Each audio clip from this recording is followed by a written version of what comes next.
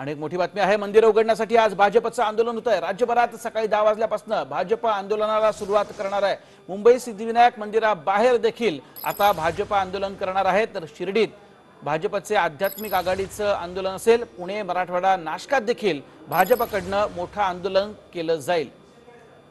महाराष्ट्रातली मंदिरं लवकरात लवकर उघडावी यासाठी आपण बघतोय भाजप आता आक्रमक झाले।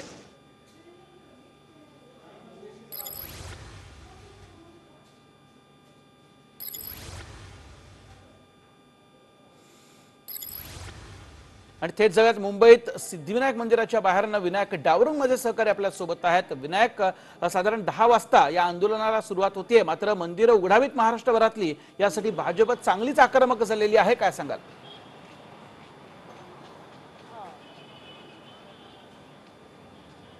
वैभव, बरोबर आहे। ज्या प्रकारे महाराष्ट्रामध्ये अनलॉक सुरू आहे, हळूहळू टप्प्याटप्प्याने सगळ्या बाबी ज्या आहेत ते सुरू होत आहेत, परंतु एकीकडे भाजपने आंदोलनं जे आहे ते आता घेतलेली पाहायला मिळतात। आज सिद्धिविनायक मंदिराच्या बाहेर जे आहे भाजपचं लाक्षणिक उपोषण जे आहे ते सुरू होणार आहे। थोड्या वेळात या ठिकाणी लाक्षणिक उपोषणाला सुरुवात होईल। कुठेतरी राज्यभर मद्यपेयाची दुकानं जी आहेत, म्हणजे बार सरकार एकीकडे उघडतं, परंतु मंदिर उघडायला सरकार परवानगी देत नाहीये। उद्धवा अजब तुझं सरकार या आशयाखाली ह्या संपूर्ण लाक्षणिक उपोषण जे आहे ते केलं जाणार आहे।